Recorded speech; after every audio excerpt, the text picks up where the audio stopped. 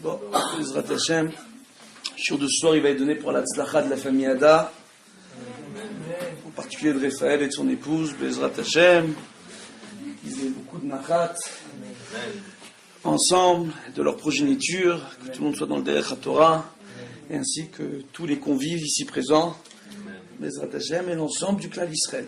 Alors bien sûr, Ilou Nishmat de tous nos défunts, l'élévation de l'âme de tous nos défunts, Refoua Shlema pour tous nos malades. Comme ça, le tour de la question a été fait. Ok, Hatzlacha Rabba, et que Dieu protège nos Bachori Yeshivot, nos Rabbanim et nos Chayalim. Voilà, on peut commencer le shiur. Alors, on voit qu'à Shavuot, c'est une fête qui est très particulière.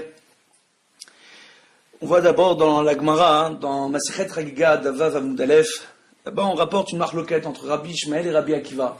Une marloquette qui est très connue. Une marloquette qui... Excusez-moi, je peux juste vous couper une toute petite seconde. Peut-être qu'on peut peut-être traduire, il y a peut-être des gens qui ne comprennent pas tout. Très bien, on va parler en bon français, vous inquiétez pas. Voilà. Alors, donc il y a un débat dans le Talmud, dans le traité Chagiga, qui veut dire fête, d'accord, entre Rabbi Ishmael, je crois qu'on n'a pas besoin de traduire, et Rabbi Akiva. Bon, alors le débat entre eux, il est en ces termes. Pour Rabbi Ishmael, il estime qu'au moment du Matan Torah, sur le Har Sinaï, sur le mont Sinaï, on voit que Akadosh Baruch Hu, il aurait donné la Torah au sens général. Et après, les lois, dans leur sens particulier, ont été données par la suite, après le Matan Torah, durant le désert, quand Akadosh Baruch Hu appelait Moshe Rabbeinu Ohel Moed, d'accord? Donc il y avait une tente particulière où la présence divine descendait, et Akadosh Baruch Hu convoquait Moshe Rabbeinu devant cette tente, et la voix de Dieu sortait de la tente pour parler avec Moshe Rabbeinu, pour lui enseigner les différentes lois et ordonnances divines. Donc on voit par rapport à ça que ça c'est ce qu'estime Rabbi Ishmael. Il estime par la suite que la Torah dans son ensemble a été donnée bien sûr dans le désert, mais par la suite dans les plaines de Moab. Et Baruch Hashem, et ainsi que devant l'Ohel Moed. Donc, et pour Rabbi Akiva, c'est très différent. Pour Rabbi Akiva, la Torah elle a été donnée dans son ensemble, que ce soit au sens global, général, ou au sens particulier, ce qu'on appelle la klalout et la pratout. D'accord? Donc, on voit ici, je sais que normalement en hébreu moderne on dit pratiout, d'accord? Mais dans le Talmud ils disent pratout. Donc, on voit ici en réalité que pour Rabbi Akiva, la Torah a été donnée dans son ensemble au moment du Mahamad, du Har Sinaï, au moment où on s'est tous tenus debout devant le Har Sinaï. Alors, il faut bien comprendre que même pour Rabbi Akiva, si toute la Torah a été donnée au Har Sinaï, pour lui, alors, comment il va expliquer? Parce qu'il y a un pasouk qui nous dit, Vaikra El Moshe, Vaidaber Hashem, Elav, Me'oel Moed. On voit que Akadosh Baruch Hu, il a appelé Moshe Rabbeinu, d'accord?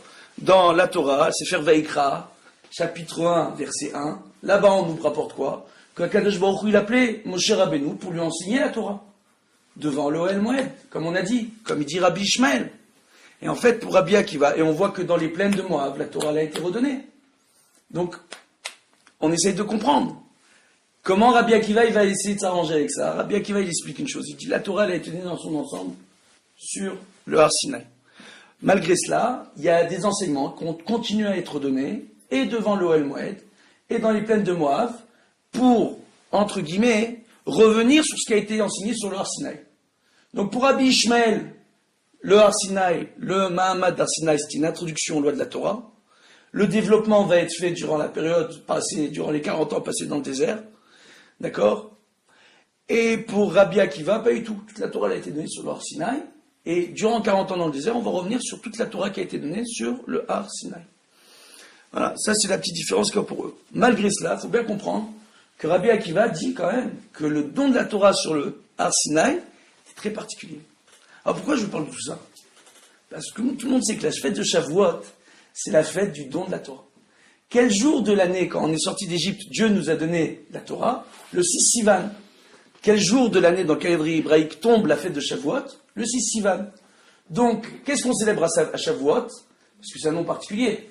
C'est le don de la Torah. Aussi simple que ça. Alors, par rapport à ça, on va essayer de voir ensemble quelques points qui sont assez intéressants. On voit dans la Haggadah de Pessah quelque chose qui est magnifique. Il est dit là-bas, Hilu keravnu lifnei har Sinai, velo natan lanu et Torah, dayenu. Je vous le fais avec l'air. Un petit peu en plus. Alors je vous le fais avec l'air tunisien. Hilu keravnu lifnei har Sinai, velo natan lanu et Torah, dayenu. D'accord? Donc on voit, c'est ce qu'on dit le soir de la lecture de la Haggadah au moment du Seder de Pessah. D'accord? Si Dieu nous avait rapprochés du mont Sinaï et ne nous avait pas donné la Torah, ça nous aurait suffi. Ça veut dire toute l'histoire que nous on est sortis d'Égypte maintenant. Je ne sais pas si vous vous rendez compte, cette phrase elle est terrible. Nous on est sortis d'Égypte. Il y a eu les plaies en Égypte. On est sortis pour devenir un peuple, pour recevoir la Torah, pour entrer sur notre terre, sur la terre d'Israël. Je suis désolé, je parle fort. Non, c'est tunisien. Je crie pas là, là je parle. Donc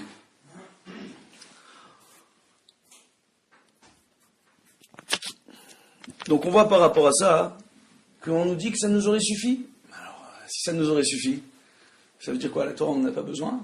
C'est pas ça qu'elle veut dire, la phrase exactement. On va développer. C'est pas ça qu'on veut dire. En réalité, pour mieux comprendre, d'accord, on voit que Kadosh Baruch Hu, comme il le précise, le Ramchal, Rabbi Moshe Chaim Lusato, dans son Sefer Da'at Vunot, d'accord, pour ceux qui étudient un peu, parce que je sais qu'il y en a quelques-uns qui étudient ici, Baruch Hashem, c'est le Siman Kuf Nun Het Amoud Kuf Ain, pour ceux que ça intéresse, il y a la référence. Là-bas, il nous rapporte en réalité qu'au moment du Mahamad Har Sinaï, quand Dieu nous a rapprochés du mont Sinaï, il a cherché à nous préparer spirituellement pour pouvoir accomplir la Torah, et en accomplissant la Torah, d'avoir une influence sur la création.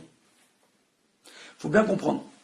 On nous rapporte dans Masechet Psachim, Daf Kuf Yutret, il me semble là-bas, on nous rapporte là-bas que dans les Teilim, dans les psaumes, Kuf Lamed Vav, dans les livres des psaumes, le chapitre 136, on nous rapporte là-bas, c'est Odou Lachem Kitov Ki Leolam Chasdo, il y a 28 versets. On pourrait dire 28 versets, c'est la gématria de Kohar, la force. Donc on remercie Dieu, c'est ce qui nous donne de la force. Ça pourrait être facile, c'est pas du tout ça. On rapporte dans la Gemara, en réalité, qu'il y a eu 28 générations entre le Maboul jusqu'à... Excusez-moi, entre le Maboul, oui, jusqu'à la sortie d'Égypte. 28 générations. Ces 28 générations-là, jusqu'à la sortie d'Égypte, elles ont été nourries par la main divine. Donc les gens ont tenu dans ce monde uniquement par volonté divine. La profusion dans ce monde ne s'est créée que par la seule volonté divine. À partir du Mahamad Har Sinaï, tout a changé. Alors pour bien comprendre, on va revenir à Bereshit. Alors dans Bereshit, le livre de la Genèse, on nous rapporte là-bas quelque chose d'extraordinaire. Faut pas que je m'embrouille, hein. Bezrat Hashem. On voit là-bas qu'il y a le Nachash, le serpent, qui, au moment où Adam et Chava ont mangé le fruit interdit, il est venu, il leur a dit que maintenant, ils étaient eux-mêmes devenus des dieux. Qu'ils étaient devenus eux-mêmes des dieux, et qu'ils avaient la capacité à partir de ce moment-là. Attendez, je cherche. Je ne veux pas dire de bêtises. Voilà. On voit dans Bereshit, dans le livre de la Genèse, le chapitre 3, verset 5, qui vada Elokim, ki bayom achalchem mimenu. V'nifkechu enechem, va'item ki Elokim, yodea tov vara. Qu'est-ce qu'il est en train de nous dire le Nachash, le serpent? Qu'est-ce qu'il est en train de dire à Adam et Ève? Il leur dit que maintenant Dieu il va savoir que vous avez mangé de lui, du fruit interdit. D'accord? Et que maintenant vous avez ouvert vos yeux, entre guillemets, Picard, ça veut dire aussi intelligent, vous êtes devenu intelligent, et que vous êtes devenu Ke'elokim, comme des dieux, Yodea, Tov, Vara, comme Dieu, qui connaît la différence entre le bien et le mal. C'est quand même fort. Rashi, qu'est-ce qu'il explique là-bas? Vi'item Ke'elokim, vous êtes comme Dieu, Yotzre Olamot, vous créez des mondes. Qu'on nous parle. Nachash, il ne s'est pas trompé. Alors, pour mieux comprendre, on va revenir au Ramchal. Le Ramchal, il explique, en réalité, que durant le Mahamad d'Arsinaï, on a combien de temps? Comment vous voulez. Enfin, bon, pour moi, jugez-moi, mais pour ceux qui doivent rentrer loin, après. Bon. On voit que le Ramchal, en réalité, lui, qu'est-ce qu'il nous explique? Il nous explique qu'au moment du Mahamad d'Arsinaï, il nous explique un klal. Il nous dit que Gadol HaMetzuvé, VOC, Ma'eno Metzuvé, VOC. Ça veut dire quoi? Que celui qui a ordonné de faire la Torah, il a un plus grand mérite que celui qui n'est pas ordonné de faire la Torah et qui l'accomplit. Tout simplement. Et là-dessus, on voit que le Ran, il rajoute quelque chose d'extraordinaire. On n'est pas tous ordonnés de faire la Torah. Hein? C'est pour les femmes, par exemple. Ah oui. Enfin, on apprend pour les femmes, pour toutes les mises-votes liées au temple pour les femmes, c'est pour ça qu'on enseigne, enfin, chez les femmes, on enseigne pour ça. De quoi? Gadol HaMetzuvé chez OC, c'est... VOC. VOC, dans le rino des femmes, Oui. on nous l'enseigne en disant que ça veut dire, mettons tout ce qui est mises-votes liées au temple, enfin, chez les Sfaradiotes, qu'on ne doit pas les... Ah, c'est pas que bon, qu'on a dit chez les Sfaradiotes. C'est-à-dire que c'est un enseignement sfarad, quoi, mais ça veut dire qu'en général, on nous dit que... Alors, on va corriger un petit peu. On va corriger un petit peu ce que vous avez dit. C'est très juste ce que vous êtes en train de dire. En réalité, une femme, sur son agenda, en termes de Torah ou Mitzvot, comme elle a, Baruch Hashem, énormément d'obligations, il faut savoir que c'est la femme qui a l'obligation d'enseigner la propreté aux enfants quand ils sont petits. L'hygiène corporelle, c'est une ordonnance de la Torah. La Torah nous a interdit d'être dégoûtant. Bal Teshaketsu. Il a interdit à un homme d'être dégoûtant, de se mettre dans une situation dégoûtante. Je vais donner un exemple concret. Je sais, j'aime bien donner des exemples qui sont sympathiques. On va dire qu'il y a des gens, Baruch Hashem, le Shabbat, ils aiment bien manger. Ils aiment bien manger. Jour de fête, ils aiment bien manger. Ah ouais. Je sais de quoi je parle. La semaine, on mange bien. Baruch Hashem.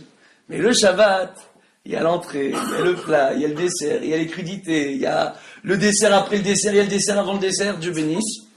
Baruch Hashem. Qu'il y a des gens après qui sont assez gênés à la fin du Shabbat. Ils deviennent concurrents directs de l'État-gaz. Il faut savoir. Oui, d'un seul coup, on a l'intérêt de tout le monde. Je lui ai déjà fait ça. Ah bon, d'accord, déjà fait. Donc, concurrent direct de Butagaz, d'accord? Il faut savoir qu'à partir de ce moment-là où une personne va se mettre dans une telle situation, elle a un problème. Si elle va commencer à avoir un comportement où elle mange trop et après elle se rend malade, il y a un problème de Baal Teshaketsu. C'est une interdiction de la Torah de se rendre dégoûtant.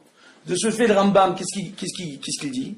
Il dit que pour une personne qui a des problèmes de digestion, d'accord, il vaudra mieux éviter de trop manger. Même durant Shabbat et Yom Tov.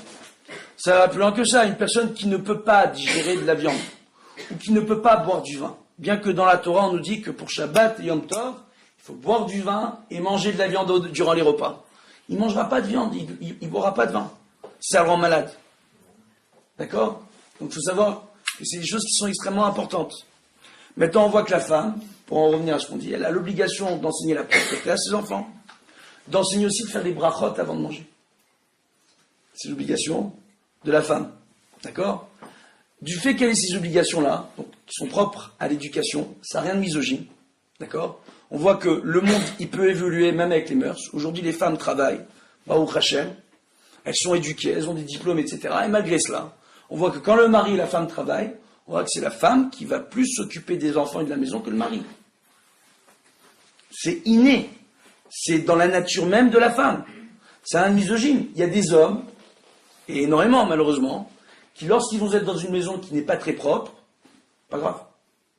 Alors que la majeure partie des femmes, je parle de la majeure partie des femmes, si la maison il y a un souci, elles ont besoin de nettoyer. C'est inné.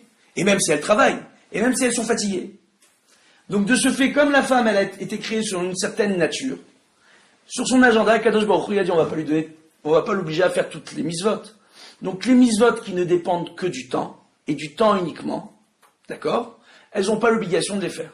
Cependant, on va donner un exemple concret. Shabbat, ça dépend du temps. La femme est obligée de faire Shabbat. Pourquoi? Parce que dans une mitzvah où il y a un lien de Zachor Veshamor, où on doit se souvenir et garder la mitzvah, d'accord, même si c'est une mitzvah qui dépend du temps, même la femme elle a l'obligation de faire cette mitzvah. Quand on dit que la femme, quand c'est rapporté dans le Shulchan Aruch, dans l'Yoredea, il est rapporté là-bas, dans l'Ichot Talmud Torah, qu'au nom du Shulchan Aruch, qu'un père n'aura pas l'obligation d'enseigner la Torah à sa fille. Le Rama, là-bas, il précise, il ne vient pas s'opposer ou débattre avec le Shulchan Aruch. Il précise qu'il n'aura pas l'obligation d'enseigner toutes les lois de la Torah à sa fille. Mais les lois qui sont propres à la fille, qu'elle a l'obligation de faire, donc les brachot du matin, qui dépendent du temps, le schéma Israël, qui dépend du temps, il y a une de Zachor Veshamor, elles ont l'obligation de faire schéma Israël, les femmes. D'accord? Etc. On voit quoi? On voit, malgré cela, qu'elles doivent les faire. Et en réalité, la différence qu'il y a, c'est que pour les Ashkénazes, ils estiment que même s'il y a une mitzvah qui dépend du temps et que la femme n'a pas l'obligation de la faire, selon l'avis du Magen Avraham, et à cela vient se rajouter l'avis de différents poskim, d'accord, avant le Magen Avraham, le Rama, la femme pourra faire les bénédictions. Alors que pour les séfarades, les femmes ne pourront pas faire les bénédictions. Exemple concret, s'asseoir sur la soukha, la femme, selon l'avis des poskim séfarades, ne peut pas faire les bracha. Pour l'arba minim, selon l'avis des poskim séfarades, la femme ne peut pas faire la bracha. Cependant, on voit que le Kafachim Sofer rapporte au nom du Chida qu'une femme pourrait faire la bracha si elle le désire, si elle comprend toute l'ampleur de la bracha. On va voir par exemple, il y a récemment, on a fait Birkat Ha'ilanot, le Rav Ovadia Yosef a rapporté un chidouche. Il explique que la date choisie pour faire Birkat Ha'ilanot, c'est simplement une date parce que les gens se retrouvent durant cette date-là. D'accord? Rosh Chodesh Nissan, c'est plus facile pour les gens, ils se préparent tous pour ça, les gens ils sont dans les préparations, donc c'est une date qui a été choisie, mais c'est pas une date qui a été fixée dans le temps. De ce fait, il estime que les femmes peuvent faire Birkat Ha'ilanot. Cependant, la majeure partie des décisionnaires, Ashkenaz et Séfarad, s'opposent au Rav Ovadia Yosef dans cette décision, en expliquant que la coutume établie est que la femme ne fasse pas cette bénédiction. Donc beaucoup, même ceux qui suivent l'avis du Rav Ovadia Yosef, beaucoup d'entre eux évitent de laisser leur femme faire la bracha du Birkat Ha'ilanot.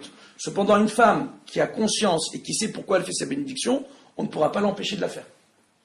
Selon cette même méthode, le Kafachim Sofer, lui, il explique autre chose. Il explique qu'une femme qui comprend toute l'ampleur de la bénédiction qu'elle fait et toute l'ampleur de la mitzvah, pourrait faire la bénédiction, bien que ce soit une mitzvah qui dépend du temps.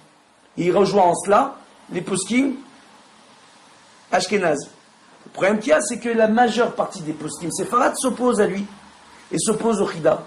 Et la halakha, elle va comme la majeure partie des décisionnaires, selon chaque coutume. Donc dans la coutume séfarade, les femmes, elles ne font pas la bracha sur les arba minim, ni dans la soukha. Donc maintenant, pour en revenir à nos moutons, entre guillemets, on voit quoi?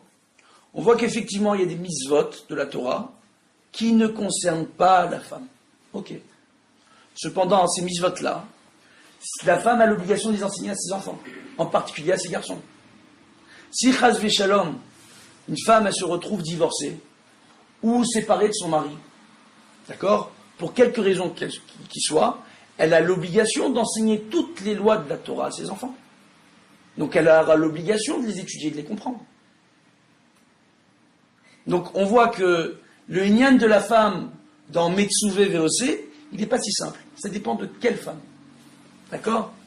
Alors ça c'est premièrement. Deuxièmement, ici on parle en général. En général, le Ramchal, qu'est-ce qu'il veut dire? Il veut dire que le fait qu'il y ait eu le Mahamad d'Arsinaï, que Kadosh Baruch Hu nous ait rapprochés du Arsinaï, et le fait qu'on dit que si Dieu s'était contenté de nous rapprocher du Arsinaï sans nous donner la Torah, cela nous aurait suffi, simplement pour nous dire que Kadosh Baruch Hu nous a fait venir devant le Arsinaï, simplement pour nous ordonner de faire sa Torah. Raison pour laquelle Rabbi Ishmael pense, dans Masechet Chagiga, que Dieu nous a donné toute la Torah sur le Arsinaï. C'est impossible. Toute la Torah. On dit que toute la Torah orale a été donnée à Moshe Rabbeinu lorsqu'il est monté sur le Har Sinaï. Le Midrash nous rapporte que quand Moshe Rabbeinu est monté sur le Har Sinaï, il n'est pas monté en haut de la montagne. Quand il est arrivé au mont de la montagne, tout le monde connaît, Moshe Rabbeinu il est monté dans le ciel. Il a eu un débat avec les anges. Que les anges ont dit, qu'est-ce que tu vas donner à la Torah? Oui. J'ai une petite question. Comment Rabbi Akiva explique Benos Zelophrad, Pesar Sheni, tout ça? Toutes les questions que Moshe il a eues plus tard après le Har Sinaï. Oui. C'est bien. S'il avait des questions, c'est qu'il n'a pas tout appris au Mahamad Sinaï. C'est très particulier. La question de Zelophrad, elle est particulière. Pourquoi? Elle est particulière. Parce qu'on qu'on... même Pesar Sheni. Oui. Ça fait partie de la Torah. Oui. Et pourtant, il a su qu'un mois plus tard. Et on dit qu'il savait, mais qu'il a fait exprès de... Alors, on va répondre. selon l'avis de Rabbi Akiva. Mais attendez, bien déjà, on développe le point ici. Donc on voit que quand Akadosh Baruch Hu, il a donné la Torah, Moshe Rabbeinu monte dans le ciel, il montait dans les cieux supérieurs. Il a eu un débat avec les anges. Les anges ils ont dit, qu'est-ce que tu vas donner la Torah qui est sainte au monde inférieur? Qu'est-ce que tu vas donner aux hommes? Et Moshe Rabbeinu, il a dit, attends, c'est marqué dans la Torah, 6 jours tu travailleras, le 7e jour tu te reposeras. Vous, quand est-ce que vous reposez les anges? Il est marqué, tu respecteras ton père et ta mère. Vous les anges, où est-ce que vous avez un père, où est-ce que vous avez une mère? Il a prouvé par A plus B à tous les malachim, entre guillemets, que la Torah a été écrite pour être donnée aux hommes. Et de ce fait, en réalité, le Ramchal, en suivant l'avis de Rabbi Ishmael, veut expliquer ici que tout le Inyan du Mahamad Arsinaï, c'était pour nous ordonner de faire la Torah. Maintenant, pour la question que vous avez posée, monsieur, d'accord, concernant Rabbi Akiva, comment il explique Pessar Sheni, etc., on rapporte que Moshe Rabbeinu, il a reçu toute la loi orale, lui, il a reçu toute la loi orale dans les cieux. Cependant, du fait que au moment où il va descendre du Har Sinaï, pour la première fois, il y a la faute du veau d'or. Et par la suite, il va y avoir d'autres rébellions. Il y a des rébellions avant le don de la Torah, et des rébellions après le don de la Torah. En tout et pour tout, 10 rébellions dans le désert. Et à chaque fois, qu'est-ce qui s'est passé? Moshe Rabbeinu, il y a eu un petit épisode où il s'est mis en colère. Il faut savoir que dans la Torah, En Kadman Batra, comme le rapporte le Talmud, il n'y a pas d'ordre chronologique dans les événements.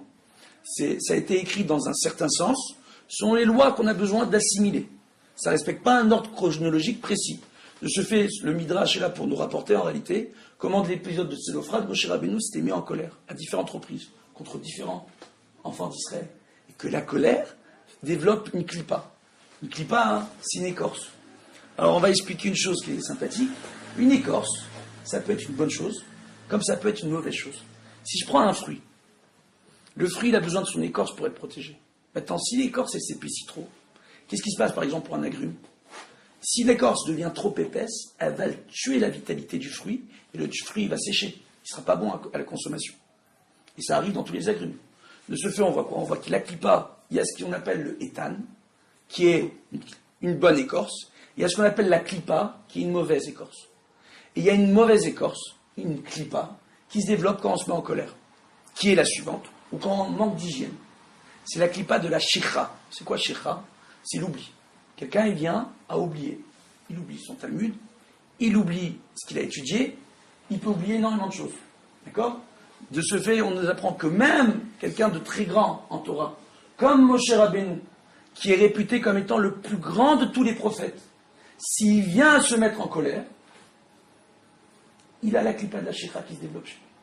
Alors si lui, il a ce problème-là, nous, on est où? Voilà, comme on dit en anglais.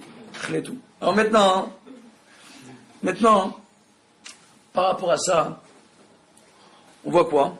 On voit que le Ramchal... J'ai pas compris un truc. Si vous avez dit, et si la réalisation était sortie quelque part, même sans recevoir la Torah, ça aurait suffi. Ouais. Mais alors j'ai pas compris ce qu'il dit le Ramchal. Il dit c'était tout ce qu'on est sorti, c'était pour nous ordonner la Torah. Ouais. Mais ça contredit ce qu'a dit la Haggadah. C'est-à-dire? Ça veut dire justement que... Je vais expliquer, je vais développer. Ah d'accord. Non mais c'est pour Oui, on est d'accord. Je n'ai pas terminé. Je fais un peu à l'envers. D'accord? Mes cours, c'est un gros puzzle et à la fin, tout va s'emboîter. D'accord? Pour être sûr que j'étais bien Oui. positionné. Non, vous êtes très bien positionné, du bénis Raphaël. Alors maintenant, c'est la folie. J'ai un fils qui s'appelle Raphaël, c'est le même numéro, Dieu bénisse. Alors, il y a un truc avec les Raphaël. Alors maintenant, on voit comme ça. On voit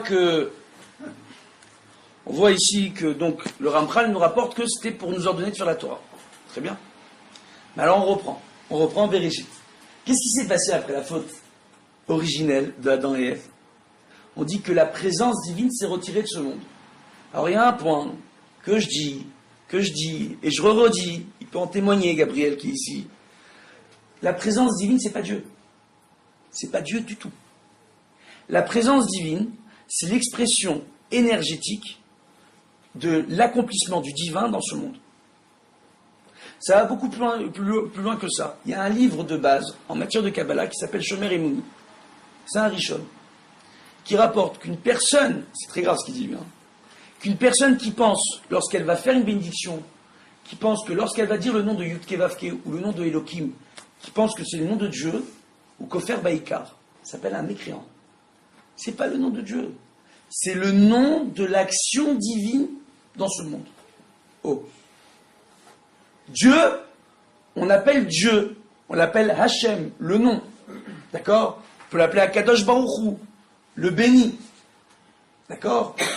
On dit que Baruch, ça veut dire Mekor Aberacha, selon le Roche. D'accord? C'est une source de bénédiction, Dieu. Il n'a pas de nom, Dieu. Dieu, il y a différents noms pour exprimer son action dans ce monde. Les noms dévoilés en tout et pour tout, il y en a 120. Et j'aime beaucoup l'expliquer, celle-là. Parce que très souvent, les gens me disent, mais attendez, Gvodarav, Jeanne Calment, elle a vécu jusqu'à 122 ans. Elle a enterré le propriétaire de son viager. Pour ceux qui savent c'est quoi un viager. D'accord? Et les enfants. D'accord? Elle a vécu 122 ans. Son appartement, elle a eu gratos. Jeanne Calment. Et elle a vécu plus de 120 ans. Pourtant, on nous dit qu'un homme, il peut vivre jusqu'à 120 ans. Oui ou non? C'est ce que comprennent les gens. Parce qu'on dit Admea Ve'esrim. Oh. Ça fait 10 ans que j'attends l'explication. Ouais? 10 ans. Je réponds là? On voit quoi en réalité? On voit que Moshe Rabbeinu, on dit de tous les prophètes, celui qui a eu le mérite de parler avec Dieu face à face. Donc de ce fait, de tous les prophètes, c'est le plus grand. On dit qu'il a vécu 120 ans. Mais en réalité, quand il montait sur le Har Sinaï, il a compris la façon que Dieu avait de gérer son monde à travers les 120 dimensions de la Shrina. 120 noms dévoilés de Dieu dans nos Sidurim. Il y en a beaucoup plus, hein. Les cachets, les anagrammes, les valeurs numériques, c'est sans fin. D'accord? Pour étudier la Kabbalah, en réalité, il faudrait avoir fait Matsup. Quand on voit le Sefer Handassa du Rambam ou du Gaon de Vilna, qui sont des livres d'ingénierie, qui se basent sur la Kabbalah. En réalité, pour bien étudier la Kabbalah, il faut être un posek halacha. Il ne faut pas être un baba. Baba Salé, c'était un posek halacha. Le Rav Kadouri, c'était un posek halacha. Le Rav Mordechai Yahu, c'était un posek halacha. C'était pas des kabbalistes. Le Rav David Abou Khatsera, c'est un rosh yeshiva. On va dans ses yeshiva, il enseigne la Gemara, la halacha. Il n'enseigne pas la Kabbalah. Pour bien comprendre la Kabbalah, il faut bien connaître la Torah. C'est pas comme ça. C'est pas on étudie la Kabbalah et d'un seul coup, pas. D'accord? Maintenant, hein, par rapport à ça, qu'est-ce qu'on voit? On voit, hein, Le rapport des noms avec les années. je vais expliquer. Moshe Rabbeinu, quand il est monté sur le Har Sinaï, donc la Shrina, c'est totalement dévoilé à lui. La présence divine, à travers ses 120 dimensions. Les 120 actions dévoilées de la présence divine dans ce monde. De ce fait, il a vécu 120 ans. Chaque année, par rapport au degré de dévoilement qu'il a eu. Quand on souhaite à un homme de vivre Admea Ve'esrim, c'est pas Admea Ve'esrim Shana. C'est quoi? Shana, ça veut dire, vous savez aussi, la racine, c'est aussi les shanen, enseigner, étudier. Qu'il ait le mérite d'étudier la Torah et de voir toutes les portes de la Torah et tous les dévoilements de la présence divine dans ce monde. Comme Moshe Rabbeinu. C'est pour ça qu'on dit à quelqu'un de Admea Ve'esrim. Qu'il soit tzaddik comme Moshe Rabbeinu. Et c'est possible. Quand on dit Admea Ve'esrim Shana. Hein? Quand on dit Admea C'est ce que je viens Ve'esrim. d'expliquer. Qu'est-ce que ça veut dire, Shana? D'accord? Ça peut aussi vouloir dire étudier. Comment on dit une Mishnah? Ça veut dire quoi, Mishnah? C'est de l'échanot. L'échanot, c'est changer. Mais c'est aussi enseigner. Oh. D'accord? Donc, de ce fait, quand un monsieur il étudie, il change. Oh. D'accord? Donc, on souhaite à une personne de pouvoir étudier la Torah et d'être aussi grand en Torah que Moshe Rabbeinu. Ce qui est possible. On rapporte dans la Gemara que parmi les élèves de Rabbi Akiva, qui sont morts durant l'épidémie, durant la période du Homer, durant les premiers jours de la période du Homer, on rapporte qu'il y avait 43 élèves qui étaient plus grands que Moshe Rabbeinu en Torah. Oh, mais pas en prophétie. Ce qui veut dire que c'est possible d'être grand en Torah. Prophète, il n'y aura pas plus grand que Moshe.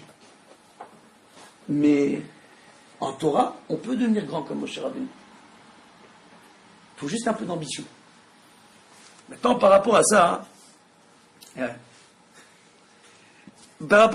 qu'est-ce qu'on voit? On voit en réalité que tout le Inyan de la création, Dieu, on dit donc, la présence divine, elle se retire de ce monde. Au moment de la création, après la faute originelle d'Adam et Ève. D'accord? Alors, il y a quelque chose de très joli, c'est très mignon.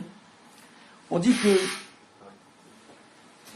le tétragramme, le nom de Dieu, Yudke Vavke, qui a une valeur numérique de 26, d'accord? C'est Yudke Vavke.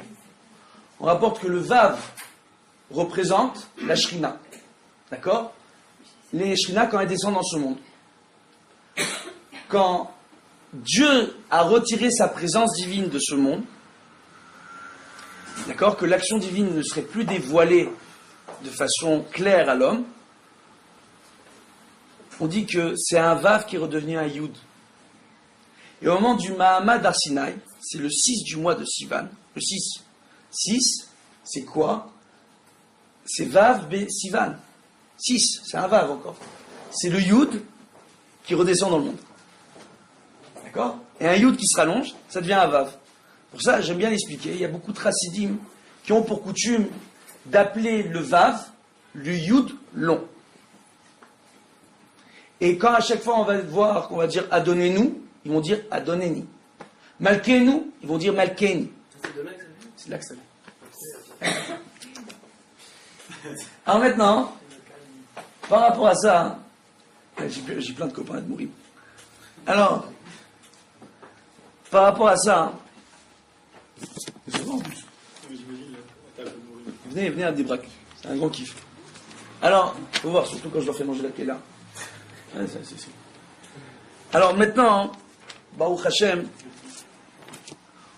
par rapport à tout ce qu'on est en train d'expliquer, en réalité, le fait qu'on ait été rapproché du Har Sinaï et que la Shrina soit redescendue dans ce monde, que l'action divine soit redévoilée à l'œil humain, ça nous a suffi. Pas besoin de la Torah. Parce que toute la Torah, elle a été donnée pour arriver à se rapprocher de l'action divine. Quand on dit que l'homme a été créé à l'image de Dieu, d'accord? Dieu, il n'a pas deux bras, deux jambes, une tête, un nez, une bouche, deux yeux. Il n'a pas ça, Dieu. C'est quoi? C'est quand l'homme, en réalité, il agit sur l'exemple de la présence divine. Donc l'énergie qui va dégager dans ce monde en suivant la Torah et les mitzvot, en sachant comment faire la mitzvah, quelle intention avoir, et comment se comporter par rapport à la personne qu'il a en face de lui, par rapport à l'endroit où il se trouve, et par rapport au moment où les gens sont dans leur vie respective, fera de cette personne-là un chacham qui se rapprochera de Dieu, et qui sera à l'image de Dieu. C'est ça l'homme, à l'image de Dieu. Et qu'on ne peut arriver à être l'homme à l'image de Dieu qu'à travers l'étude et l'accomplissement de l'ordonnance divine. C'est bien ça en bon français. Baruch Hashem. Donc, on voit par rapport à tout ce qu'on a dit en réalité, comme le dit le Ramchal, qu'en réalité, le tzivouï ici, il est très important, le tzivouï de la Torah, mais le tzivouï de la Torah, il suffit. C'est-à-dire, même tu ne donnes pas la Torah sur l'Or Sinaï, mais tu dis, je vous ordonne de faire la Torah, comme on nous rapporte les Bnei Israël au moment du Mahamad Har Sinaï, du don de la Torah, pour chaque personne, il y a 2 couronnes qui sont descendues. Une couronne Kneged Naase, et une couronne Kneged Nishma. Naase Venishma. D'abord on fait la Torah, et après on la comprend. Ça veut dire que tant qu'on n'a pas étudié une halakha, il y a une halakha qui nous paraît bizarre. Ne pas toucher l'électricité Shabbat. Oh. Qu'est-ce que ça peut faire? Que je touche ou je touche pas l'électricité? Moi je suis quelqu'un de bien, je suis honnête, je suis droit, je vole personne. Qu'est-ce que ça fait? Pourquoi ça fait de moi un mauvais juif d'allumer la lumière Shabbat?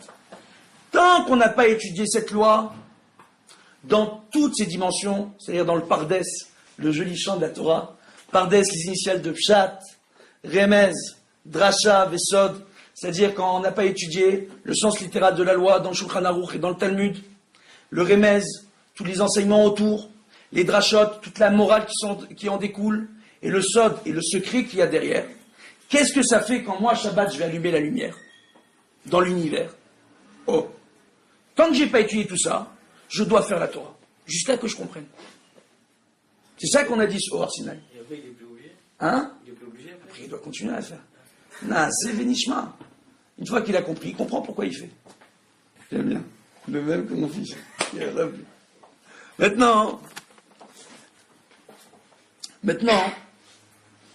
par rapport à tout ça, hein, on voit que le Ran, il va beaucoup plus loin dans son explication. Le Ran, il rapporte quelque chose d'extraordinaire. Vous connaissez le Rav Rabbeinu Nissim?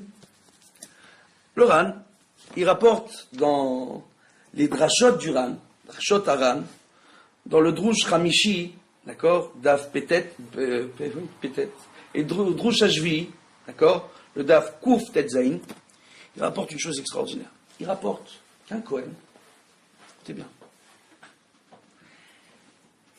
quand il va faire les korbanot dans le Beth Amikdash, il répare le monde. Et qu'un zar, un juif qui n'est pas Kohen, s'il vient à faire un korban que seuls les Kohanim ont le droit de faire dans le Beth Amikdash, non seulement il n'a rien réparé, mais en plus il est chayav mita.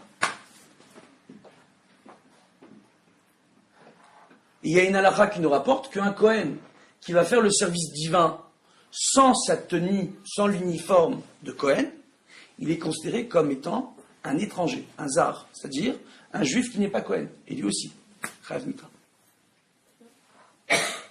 Oh. Qu'est-ce qu'on est en train de dire ici? En réalité, pour bien comprendre, tout le lien de le Metsouvé VOC, c'est quoi? C'est que la personne elle a besoin non seulement d'être ordonnée de faire la mitzvah, pour la faire, comme le Kohen avec les korban dans le Beth Amikdash, que nous, on n'a pas cette obligation si on n'est pas Kohanim, d'accord? Mais en plus, elle doit s'y préparer. Donc il y a une tenue et il y a une façon de faire le korban. Si le korban, il est mal égorgé, s'il est mal nettoyé, si c'est mal fait, le korban n'est pas bon. Donc la personne a besoin de se préparer en plus. Et physiquement, avec la petite tenue, d'accord? Et avec le reste. Donc on voit quoi en réalité? On voit qu'en réalité, le fait qu'on dit que si Dieu nous avait reproché du Har Sinaï, il nous avait pas donné la Torah, ça nous aurait suffi, c'est en réalité le fait de nous avoir fait venir jusqu'au Har Sinaï, c'était pour nous préparer à recevoir la Torah. Et ça nous aurait suffi. Pour se dévoiler à nous. Et ça nous aurait suffi. Parce que toute la Torah, elle est là pour qu'on s'élève spirituellement.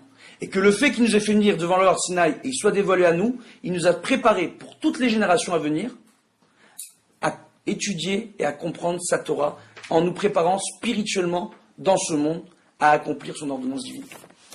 C'est ça le Mahamar d'Har Sinaï. Et en ça, quel que soit après la marloquette entre Rabbi Akiva et Rabbi Ishmael, là-dessus les deux ils sont d'accord. Que le Mahamar d'Har Sinaï il est très particulier parce que c'est le moment où Dieu se dévoile à nous pour se rapprocher de nous. Mais après, comme j'ai expliqué au début du shiur, durant 28 générations, c'est Dieu qui a donné à l'homme. À partir du Matan Torah, c'est très différent. On voit dans la Torah, il y a un terme qui est écrit à plusieurs reprises qui s'appelle Venatnu. Venatnu, ça peut se traduire de deux façons. Soit le pluriel ont donné au singulier, soit le singulier a donné au pluriel. J'explique. Soit ils lui ont donné, soit il leur a donné. Donc, soit c'est les Bnei Israël qui donnent à Dieu, soit c'est Dieu qui donne aux Bnei Israël. Le mot s'écrit de la même façon, et ce qui est extraordinaire, vous pouvez écrire à l'endroit ou à l'envers, vous allez lire pareil. Venatnu, et à l'envers, Venatnu. Dans les deux sens. C'est la même chose. Il y a un rapport de réciprocité qui va se créer entre l'homme et Akadosh Baruch Hu à partir du Mahamad d'Har Sinaï. Ce qui veut dire qu'on rapporte que si les Bnei Israël font la Torah, il y aura une plus grande profusion dans le monde. Et s'ils ne font pas la Torah, ce sera la cata dans le monde. En ce moment, c'est la cata, non? Dans le monde. Oui. Oui, non. Et là, il faut savoir que la majeure partie des Juifs à travers le monde ne font pas la Torah et les mitzvot. C'est intéressant. À un tel point que le Talmud nous rapporte que si les non-juifs, les nations du monde, savaient quelle importance a l'étude de la Torah et l'accomplissement des mitzvot par les juifs, ils mettraient derrière nous 7 policiers pour nous surveiller, pour être sûr qu'on étudie et qu'on accomplit la Torah et les mitzvot. S'ils avaient conscience de l'importance que ça a pour l'univers. C'est quand même fou. Maintenant,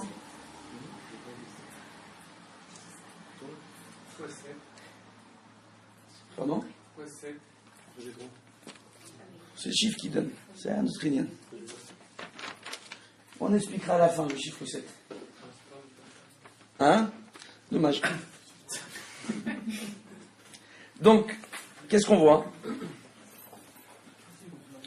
On voit là-dessus que les Tosfot, dans Masechet Kiddushin, Daf Lamed Aleph Amoud Aleph, et dans Masechet Avodah Zara, Daf Gimel Amoud Aleph, il nous rapporte dans le Dibur Amatril Gadol Ametsuvé, là-bas, quoi, que pourquoi celui qui est ordonné de faire a un plus grand mérite que celui qui n'est pas ordonné de faire, du fait qu'il soit ordonné, il a peur de fauter.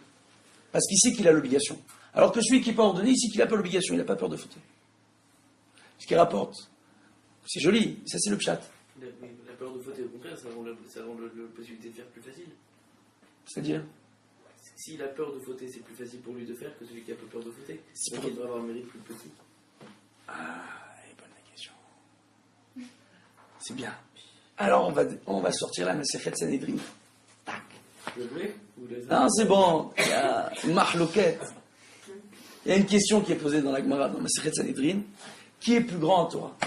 Avraham Avinu ou David Amelech? Quel rapport d'abord? Bon. Quel rapport? Les deux sont considérés comme étant les piliers du trône divin.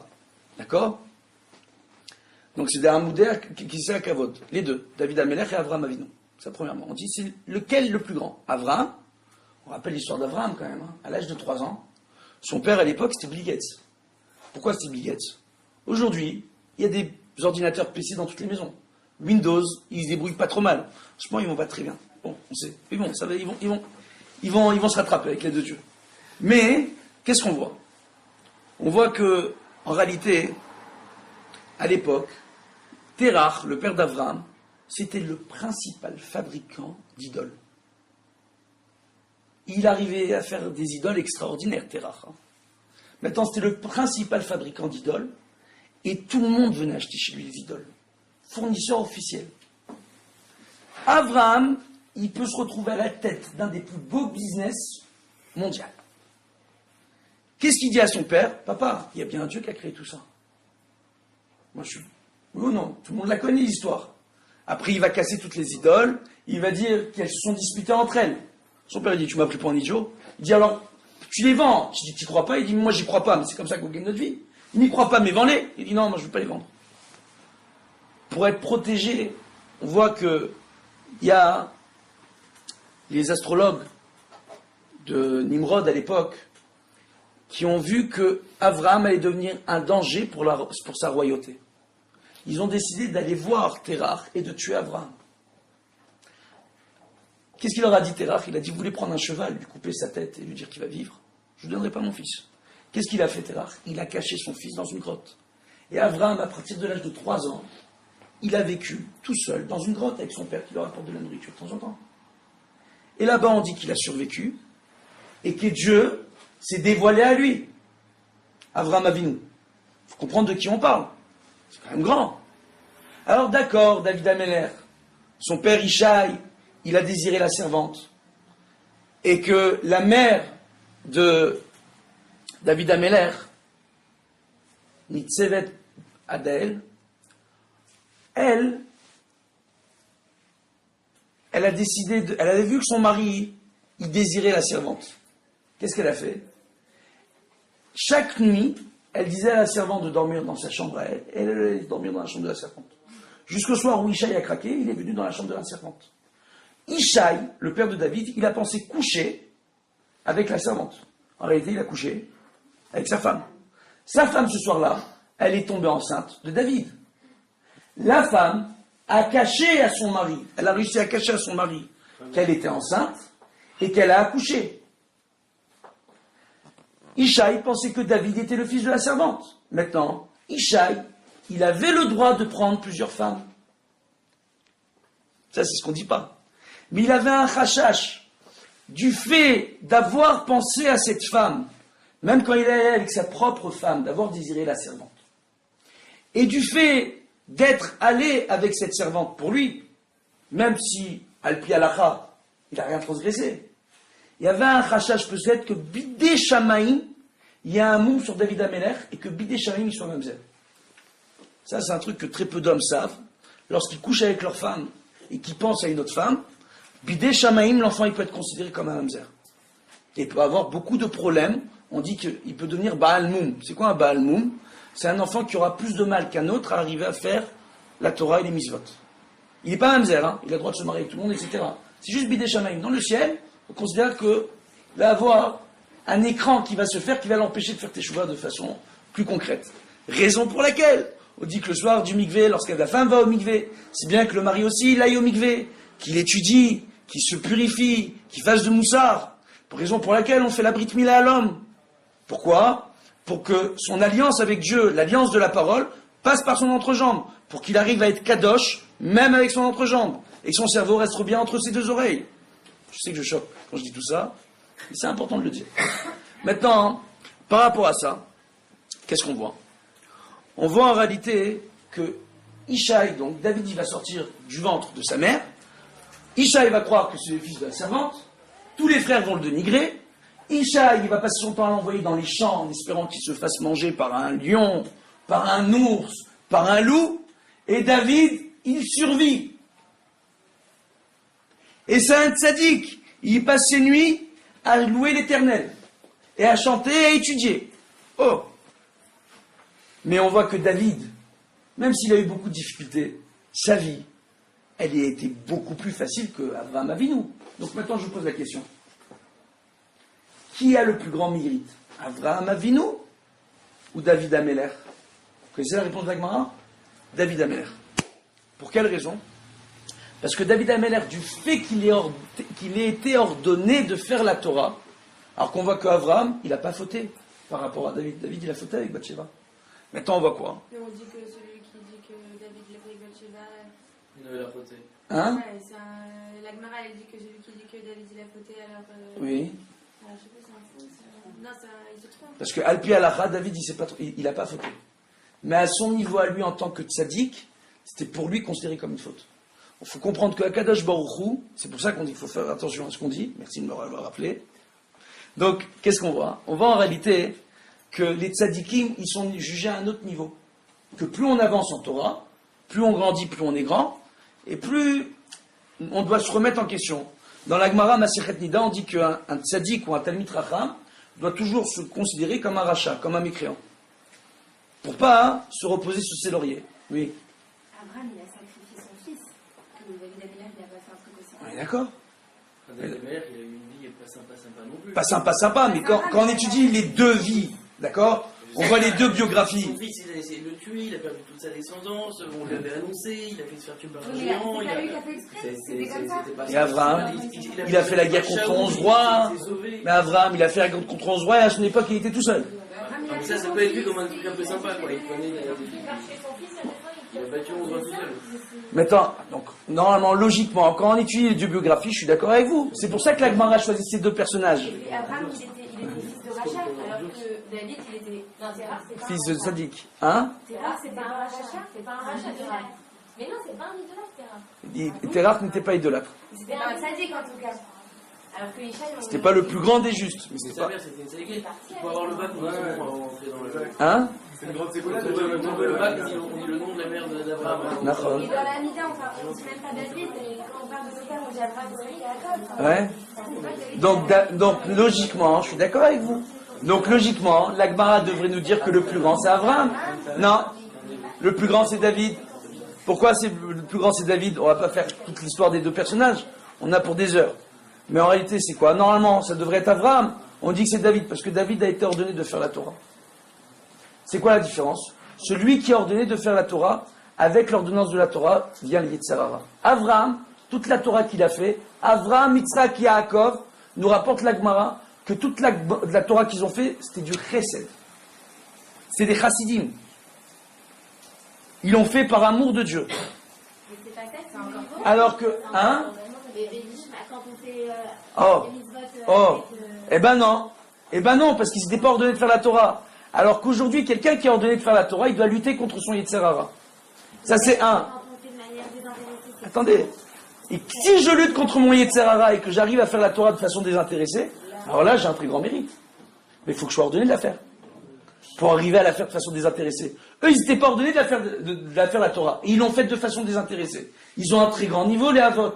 On n'est pas en train d'inigrer. Mais on voit qu'en réalité, qu'un juif qui est ordonné de faire la Torah, il doit lutter contre son Yetzer Hara. De ce fait, il a un plus grand niveau quand il arrive à faire la Torah et les mitzvot que celui qui n'a pas ordonné qui a été ordonné de faire la Torah. Mais ça suppose qu'il dit Tosfot. Peut-être ce qu'il dit Tosfot, avoir peur de la faute, c'est un Yetzer Hara Tov, c'est pas un Yetzer Hara. Ce qu'il dit Tosfot, qui sont plus. C'est le pshat, c'est ce que rapporte Tosfot, parce que pour Tosfot, Comme dit, il appelle tous les juifs sont des Yereshamaïm. Tosfot, il dit pas Yitzhara, il dit à celui qui est Metsouvé, il a plus de retraite que celui qui n'est pas Metsouvé. Ouais. Celui qui a plus. Plus on a peur de la faute, moi, c'est un Yitzhara Tov d'avoir peur de la faute. Ça sauve du Yitzhara, ça s'oppose. Est-ce que vous dites qu'il a plus de Yitzhara, c'est d'accord, mais qu'il ait plus peur de la faute, au contraire. Alors c'est ce que explique Tosfot, à partir du moment où la personne a la crainte divine. Si la personne n'a pas la crainte divine. Donc maintenant, comment on fait pour arriver à avoir la crainte divine? Maintenant, par rapport à tout ce qui a été dit,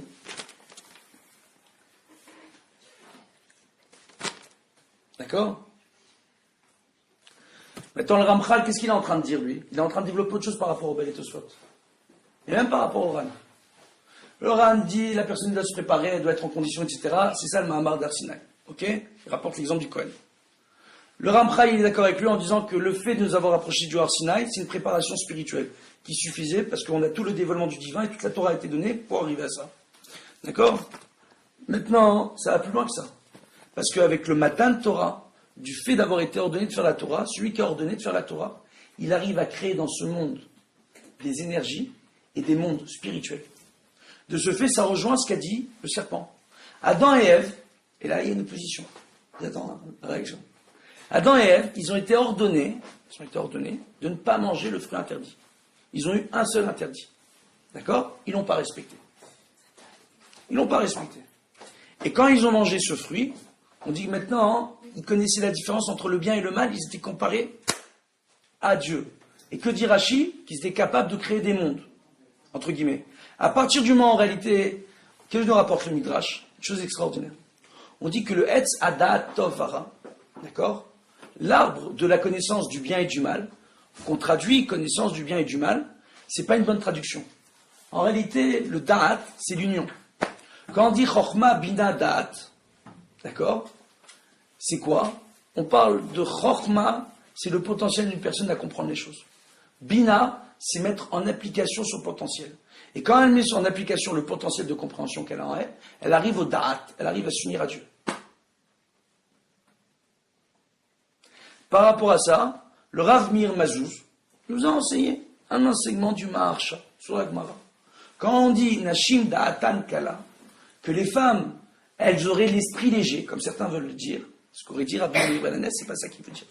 Parce que là-bas, on parle de Broria. Et la femme de Rabbi Meir Ben Hanès, même si dans certains domaines on la critique, elle avait le statut d'un Tana, parce qu'il y a des Mishnayot, on s'inspire d'elle pour les enseigner. Oh, ça c'est un. Et deux, elle avait un très grand niveau. Un très grand niveau. Et quand il disait Da'atan Kala, c'était quoi la kavana? De dire, Rabbi Meir Ben Hanès là-bas, il veut dire quoi? Que sa femme, Broria, elle mettait les tefilines, elle n'avait pas besoin de les mettre. Pourquoi? Parce que Da'atan Kala, c'est pas qu'elles ont l'esprit léger. Elles arrivent à s'unir plus facilement avec Dieu. Pourquoi? Parce qu'elles portent la vie en elles. Quand elles tombent enceintes, elles mettent des enfants au monde. Oh, donc elles comprennent certaines choses, raison pour laquelle les femmes n'ont pas l'obligation de faire les mitzvot en rapport avec le temps. Parce que de la façon dont elles ont été créées, et la faculté qu'elles ont en elles de pouvoir porter la vie, de la donner, de la mettre au monde, d'accord, comme j'ai expliqué dans cette maison, et au mariage de Kevin, la dernière fois, que en réalité, le mari, c'est le Etzem, c'est l'essence, et la femme, c'est la Tsura. Elle donne forme aux choses. De ce fait, comment on voit ça? Le mari, lui, il rentre à la maison, il doit ramener la parnassa normalement, selon la loi juive. Il doit étudier la Torah pour l'enseigner à la maison normalement. D'accord? Il ramène les matériaux premiers. Et avec ça, la femme, elle donne vie et elle fait prendre forme la maison. Et comment on le voit? Au moment où on va faire un enfant, la source de vie, c'est l'homme qui la porte avec sa semence, et l'enfant prend forme dans le ventre de la mère. Bon. Donc par rapport à ça, qu'est-ce qu'on voit? On voit quoi? On voit en réalité que lorsqu'on rapporte, par exemple pour le Kohen, que s'il n'est pas en tenue, on considère que c'est un non-Kohen. C'est quelqu'un qui n'est pas Kohen, qui a fait sacrifice. Et on estime qu'il a fauté, au lieu d'avoir réparé le monde. D'accord? En réalité, qu'est-ce qu'on nous dit? On dit qu'en réalité, tout dépend des forces supérieures. Et quoi? Ce qu'on appelle dans la Gemara, Urmena de Malka, le Rishut d'Akadosh Baruch Hu. le réchout du roi, d'avoir l'autorisation de Dieu de pouvoir agir. Quand Dieu se dévoile sur le Har Sinaï, il vient donner l'autorisation au Bnei Israël d'agir dans ce monde pour créer une nouvelle force. De ce fait, à partir du Matan Torah, qu'est-ce qui va se passer? Les Bnei Israël, quand ils font la Torah, ils créent dans ce monde un flux d'énergie positif. Ce flux d'énergie positif monte dans le ciel et refait descendre dans le monde une plus grande profusion. Avant le Matan Torah, la profusion est descendue que par volonté divine. À partir du Matan Torah, la profusion descend dans le monde par rapport à l'action des Bnei Israël. Et des non-juifs qui respectent les 7 lois de Noé. Alors maintenant, ce qu'il faut bien comprendre, une telle force ne peut pas être donnée à quelqu'un qui n'est pas prêt.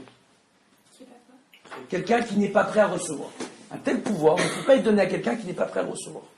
De ce fait, il a fallu que les Bnei Israël soient esclaves en Égypte, il a fallu les faire sortir d'Égypte, il a fallu leur faire traverser la mer Rouge, et il a fallu que Dieu se dévoile à eux sur le Har Sinaï, pour les préparer à recevoir un tel pouvoir. C'est pour ça qu'ils se sont séparés, les hommes et les femmes, avant Matan Torah. Pour se préparer à recevoir la Torah et se détacher totalement de l'enveloppe matérielle. On rapporte une chose extraordinaire, on dit que quand on pose une question, on dit attends, je ne comprends pas.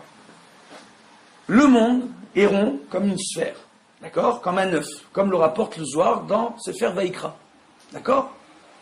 Maintenant, on nous dit comment du Mahamad Har Sinaï, d'un bout à l'autre de l'univers, ou de la création si vous préférez, tous les rois du monde et toutes les nations ont assisté et ont entendu le Mahamad Har Sinaï. On dit que Dieu il a parlé très très fort, que tous les Israéliens ont eu peur, certains disent qu'ils sont évanouis, d'autres disent qu'ils sont morts et qu'ils ont été ressuscités. D'accord? Il y a fait merde. Mais on nous rapporte qu'ils ont vu et entendu tous les rois du monde. En réalité, il faut comprendre que quand il y a eu le dévoilement divin, le monde matériel a été annulé et a été transformé en spirituel. De ce fait, toutes les essences spirituelles se retrouvent en présence d'Akadosh Baruch Hu, devant Dieu, sur ce qu'on appelle le Mahamad Har Sinaï. Donc le monde matériel tel qu'on le connaît n'existait plus à ce moment-là, au moment du Matan Torah. Ce qui explique que tous les rois du monde ont pu assister au Matan Torah, où qu'ils soient. Et tous les hommes et femmes dans ce monde ont assisté au Matan Torah, où qu'ils soient. Et on rapporte qu'on était tous les uns à côté des autres au moment du Matan Torah. On dit tous ceux qui sont présents ici, tous ceux qui ne sont pas présents. Ça veut dire quoi? Tous ceux qui sont présents dans le monde matériel et tous ceux qui ne sont pas présents, qui sont encore dans le monde spirituel. On s'est tous retrouvés ensemble au Matan Torah. On était tous là-bas. Tout le monde. Donc, par rapport à ça, on voit quoi? On voit qu'il a fallu cette préparation-là, de nous faire comprendre. Il y a eu le dévoilement du spirituel le plus total, pour nous faire comprendre, quand on fait la Torah, quand on prend une mitzvah sur soi, qu'est-ce que ça engendre dans le monde? Ça va beaucoup loin que ça. On voit que le mot Chorban, d'accord, sans vav, a pour valeur numérique 260. Destruction. Quand on parle de la destruction du premier et du deuxième temple, on emploie le terme Chorban sans vav. Valeur numérique 260. On dit que la présence divine se dégage sous son nom le plus simple, qui est le tétragramme. D'accord? Le Yudke Vavke. Valeur numérique du Yudke Vavke, 26. On dit que le monde évolue dans des milliards de sphères sans fin, mais que chaque groupe de sphères est constitué de 10 sphères, qui sont 10 attributs divins, qu'on appelle aussi les qualités humaines. D'accord? 10 fois 26, ça fait combien? 260. Quand on pleure la destruction du Beth Amikdash, on pleure la séparation de la création avec la présence divine à travers toutes les sphères. Pourquoi? Parce qu'à l'époque du Beth Amikdash, je parle du premier temple, quand on mettait les tfilines et quand on faisait une bracha, on voyait le malheur qu'on créait quand on faisait la mitzvah. On voyait ce que ça faisait dans le ciel. Du matin de Torah jusqu'à ce moment-là, on voyait tout. Ce qui explique que beaucoup de gens étaient idolâtres. Ils servaient l'arbre, la pierre, parce qu'ils voyaient tous les hommes la présence divine dans l'arbre et dans la pierre. Mais ils n'arrivaient pas à concevoir que c'était la présence divine. Donc ils ont rendu les arbres, les pierres, les objets, les autres nations, ils en ont fait des idoles. Et on voit que l'idolâtrie, elle va être encore plus forte en Israël que dans n'importe quel autre pays. On voit qu'à partir du moment où les Bnei Israël vont rentrer en Israël, ils vont devoir lutter contre des peuples idolâtres, et que l'idolâtrie va être le plus grand Yetzirah des Bnei Israël, jusqu'au roi Ménaché. À un tel point, dans la Gemara, Rabbi Yoshua Levi, il pose la question au roi Ménaché qui lui vient en rêve. Il dit, explique-moi, toi à la fin de ta vie, tu as fait teshuva. Le roi Ménaché, à la fin de sa vie, il a fait teshuva. comment tu as pu faire de l'idolâtrie? Il lui a dit, si tu avais vécu à mon époque, si tu avais vu la présence divine comme nous on la voyait dans la matière, toi tu aurais couru à 4 pattes pour être idolâtre. Il n'a pas eu le Et après, hein? Il n'a pas eu le Maba. Bien sûr qu'il a eu l'Olam Haba. Dans le Zohar, on nous rapporte que la yeshiva des Balei Tshuva, c'est la yeshiva la plus proche d'Akadosh Baruch Hu, qui se trouve à l'entrée, d'accord, de toutes les prières acceptées par tous les Balei Tshuva.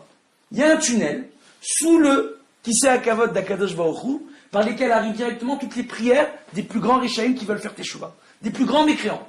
N'importe qui aujourd'hui peut faire Teshuvah.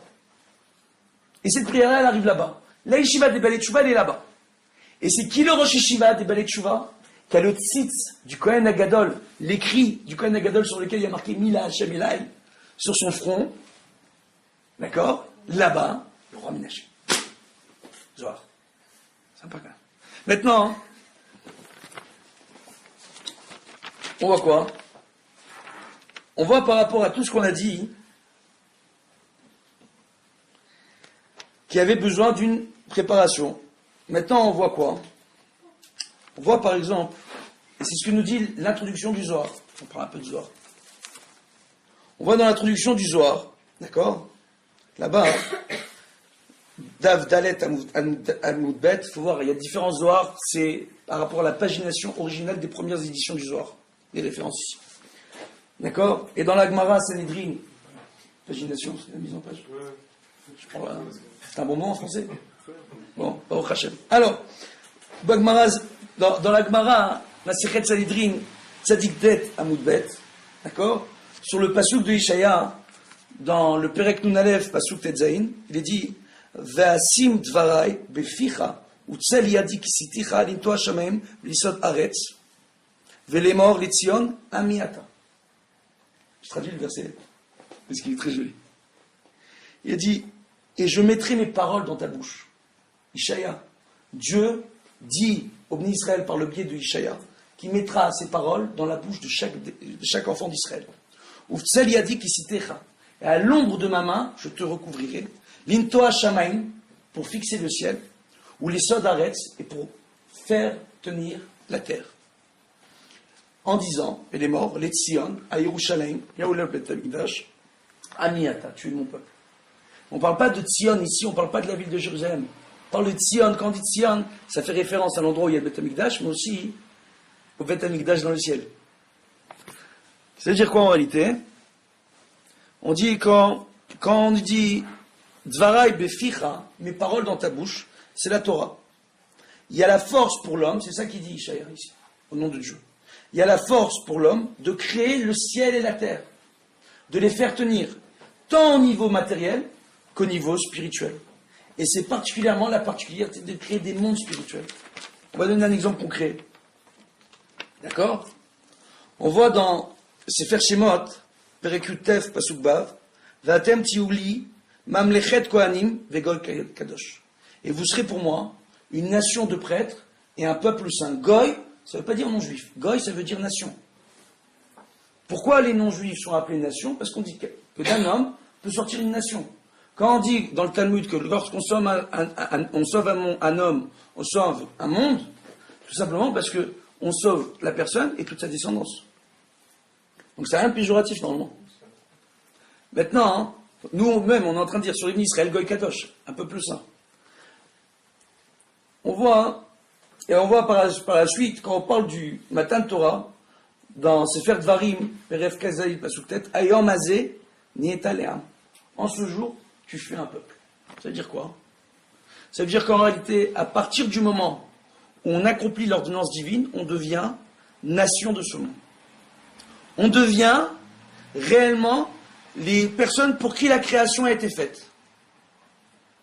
Quand on dit Bereshit, la Genèse, on dit Réchit, c'est les Bnei Israël qui font la Torah et les Mitzvot. Pourquoi? Parce que c'est eux qui font la volonté divine aujourd'hui. Le Rambam rapporte qu'on doit être un exemple pour les nations pour les pousser à faire les 7 lois de Noir. Dans Ilchot Giyur, dans les halachot pour la conversion, on dit pour quelle raison on n'est pas prosélyte? Parce qu'un non-juif qui respecte les 7 lois de Noé a un mérite. Il s'appelle Chassid Yesod Olam. Il a droit en partie au Olam Haba. Mais si on le convertit, qui ne fait pas les 113 commandements, il perd tout son mérite. Donc les conversions bidons, on ne laisse pas se faire. Quand on veut convertir quelqu'un, il faut être sûr qu'il connaisse toute la Torah, qu'il ait appris toutes les halachot, et qu'il soit motivé pour les appliquer, sinon on ne le convertit pas. Marqué Yemenoto Ksat alors. C'est pas marqué. On lui apprend essentiellement les lois du Shabbat, de la cacheroute et de la tefila. C'est que ça, hein, il y a encore beaucoup d'halachot après. Donc, c'est-à-dire l'essentiel. L'essentiel. Ce qui Non, veut. ça, c'est un peu. Hein? Ça, c'est un Ah, c'est pas un peu. On leur apprend bien. On prend le Kitsur Shulchan Aruch et on donne le Kitsur Shulchan Aruch. Tu connais tout le Kitsur Shulchan Aruch? Et tu dis le tu vas voir, c'est pas mal. Maintenant, par rapport à ça, qu'est-ce qu'on voit? On voit que à partir de ce moment-là, quand on dit que là on devient une nation, quand il y a eu le Mahamad d'Arsinaï, que c'est là qu'on fait partie réellement de la création, et c'est à ce moment-là qu'on a le mérite de recevoir la création réellement, parce qu'on fait l'ordonnance divine. Et que c'est à ce moment-là qu'il y a en partie la réparation de la faute originelle qui a été faite. Pourquoi? Comme je l'ai dit, Akadosh Baruch Hu, il redescend sur le Har Sinaï, c'est le Yud qui descend, ça redevient un Vav. Vav Besivan. C'est la date de Shavuot, le jour du matin de Torah. On voit quoi? On voit qu'à partir du moment où on dit tout ça, d'accord? Et que c'est à partir du moment où on devient un peuple de prêtres pour Dieu, il faut bien comprendre que comme il y a une obligation, le soir de Pessah, de dire que chaque homme doit considérer que lui-même est sorti d'Égypte, le soir de Shavuot, chaque personne a l'obligation de dire qu'il a reçu la Torah au Har Sinaï, parce qu'on y était tous. Et on voit que dans Masechet Avot, pour expliquer les mondes concrets, et je terminerai là-dessus parce que je crois que ça commence à devenir un peu long. Dans Masechet Avot, il a rapporté dans le Perek Dalet, Mishnah Yud Aleph, Aose Misva Echat, Konelo Praklit Echat. Celui qui fait une misva, il acquiert pour lui un défenseur.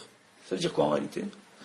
Dans le Zohar Hadash, sur le livre de route qu'on étudie le soir de Shavuot, pour différentes raisons. Le Zohar Hadash, alors on va expliquer.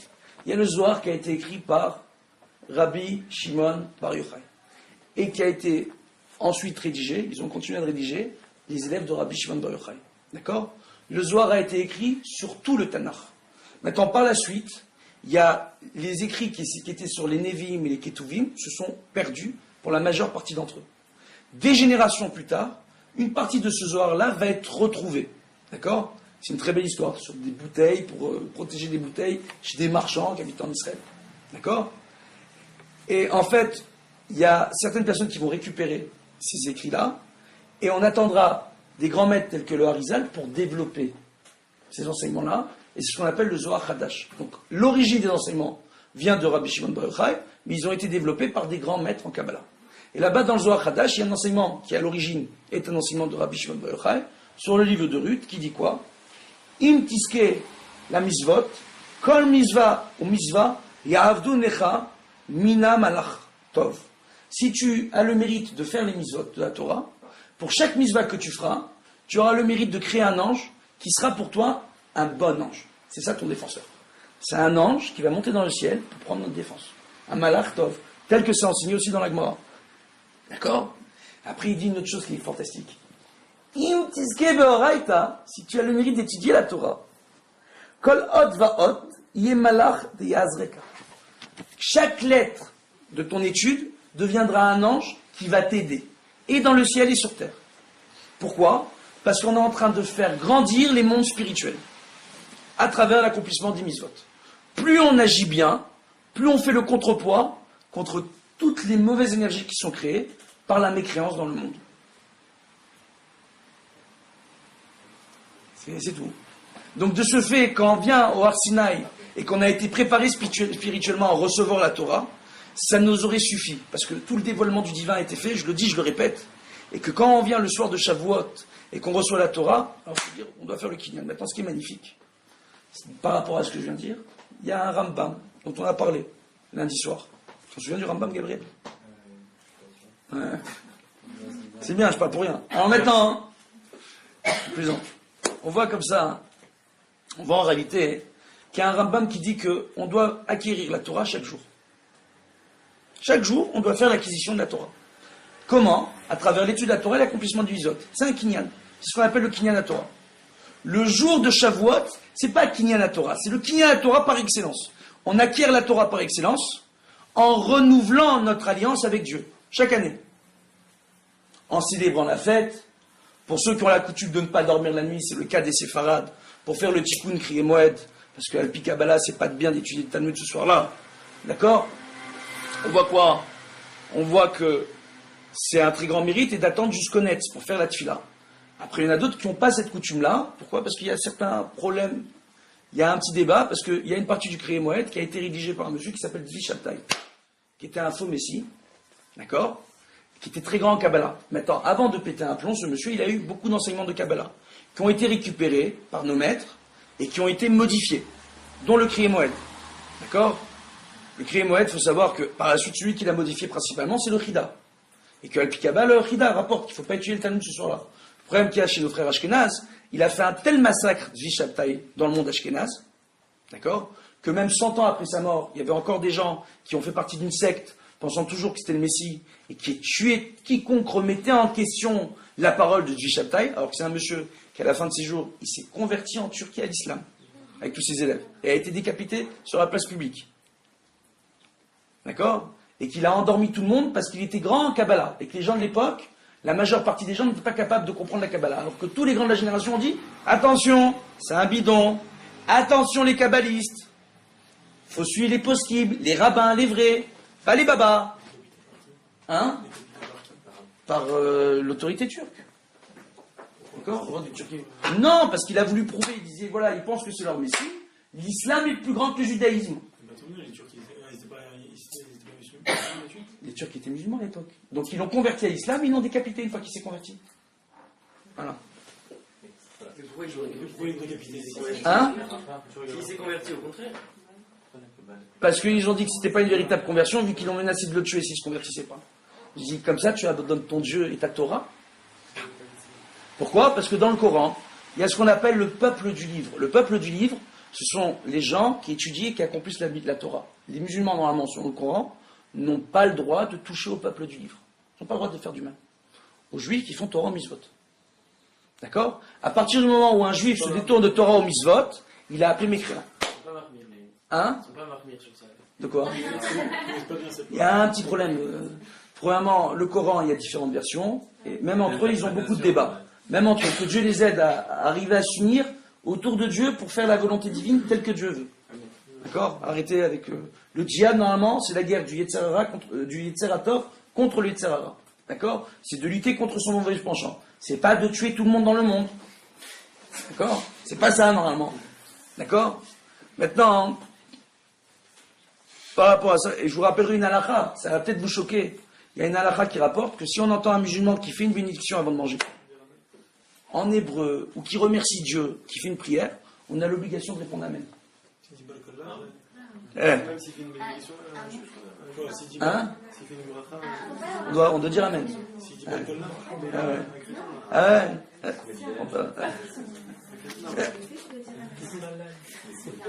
Alors maintenant, qu'est-ce qu'on voit? un chrétien, ça sauve. Attends. Alors, qu'est-ce qu'on voit par rapport à ce qu'on a dit? On a parlé des musulmans.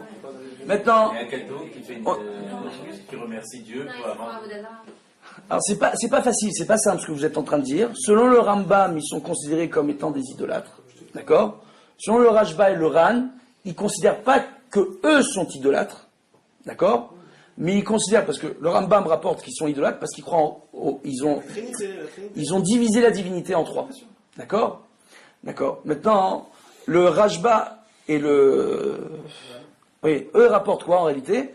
Que ils ont, bien qu'ils aient rentré des idoles dans leurs églises, d'accord, à l'origine des idoles païennes, et bien qu'ils croient et qu'ils ont rendu saints certaines idoles païennes, eux-mêmes croient en Dieu. Donc on ne peut pas réellement les considérer comme étant des idolâtres. Maintenant, du fait qu'il y a un safek à ce niveau-là, parce qu'il y a un débat entre les dictionnaires à ce sujet, et que halakha et maaseh, pour la majeure partie des dictionnaires, on suit l'avis du Rambam, d'accord, on ne répond pas Amen à une bénédiction récitée par un catholique. Mais alors que les musulmans répondent Amen. Et de ce fait, il faut bien comprendre que nous, quand on ne se comporte pas bien, nos mérites à nous, d'accord, qu'on n'a pas mérité, ils vont ailleurs. Nous, on appelle ça des mitzvot, chez les musulmans, ils appellent ça des chassaniot. Hassan, ça veut dire bonne action. Ou Hussein, comme vous préférez, selon l'accent. Welcome. Maintenant, par rapport à ça, on va terminer là-dessus. Donc, qu'est-ce qu'on nous dit? On dit qu'une personne, en réalité, donc, que nous dit le Zohar Hadash sur la Megillat Ruth? Il dit une chose extraordinaire.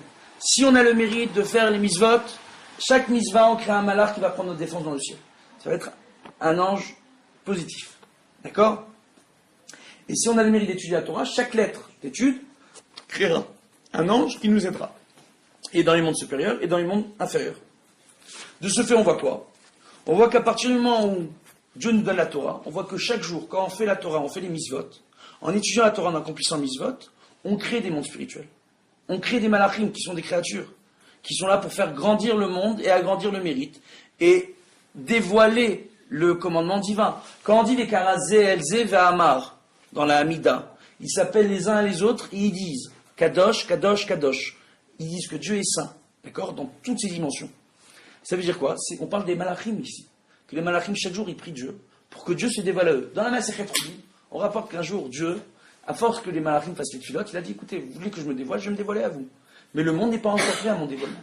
Et Dieu, on dit qu'il a dévoilé une partie de sa présence divine, équivalente d'un petit doigt. Tous les malachim ont été consumés sur place. Et après, il les a tous recréés en leur disant, vous voyez, le monde n'est pas encore prêt. Donc en réalité, tous les malachim qu'on est en train de créer dans le ciel sont en train de prier Dieu de ramener la Géoula, la délivrance dans le monde. Oh, c'est notre job. Donc de ce fait, c'est en ça qu'on doit être joyeux. Et chaque jour, donc, on renouvelle notre alliance avec Dieu. Chaque jour, on fait le kinyan avec Dieu. Mais au moment de Shavuot, on renouvelle notre alliance avec Akadosh Baruch Hu. Raison pour laquelle on ne dort pas de la nuit, parce que les Israël ont dormi, veille du matin de Torah. Et nous, pour montrer qu'on est impatients, au Hachem, on ne dort pas pour faire le tikkun. Les Israël qui ont dormi. On dit que du fait qu'ils aient dormi, les Égyptiens qui étaient avec eux au moment du matin de Torah, et qui sont tous convertis, ont vu que les petits Israël n'étaient pas très motivés pour recevoir la Torah. Donc c'est ce qui les a motivés à faire la faute du veau d'or. Oh, donc s'ils n'avaient pas dormi, peut-être, je dis bien peut-être qu'il n'y aurait pas eu la faute du veau d'or. Donc de ce fait, on ne dort pas, sort de Shavuot. Le problème qu'il y a, comme il y a une partie du tikkun qui a été rédigée par Tzvi Shabtai, nos frères Ashkenaz, ils ne font pas le tikkun premièrement, donc eux ils étudient le Talmud, ils ne suivent pas les avis kabbalistiques. Parce que chez eux, ils ont eu un problème à ce niveau-là, et que chez eux, on n'étudie pas la Kabbalah jusqu'à qu'on ait 41 ans, qu'on soit marié, qu'on ait eu un garçon et une fille au moins, en tant qu'enfant. D'accord? Pour être sûr que la personne soit équilibrée, à ce niveau-là. Donc, maintenant, et encore, et avec ça, des fois, ça ne suffit pas.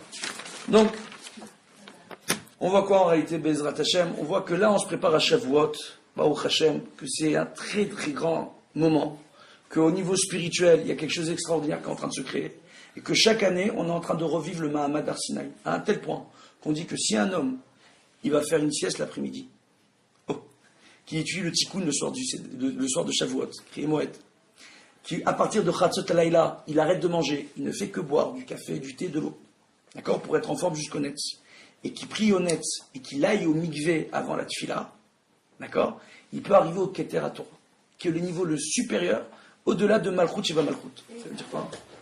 On va expliquer. Alors, qu'est-ce qu'on voit?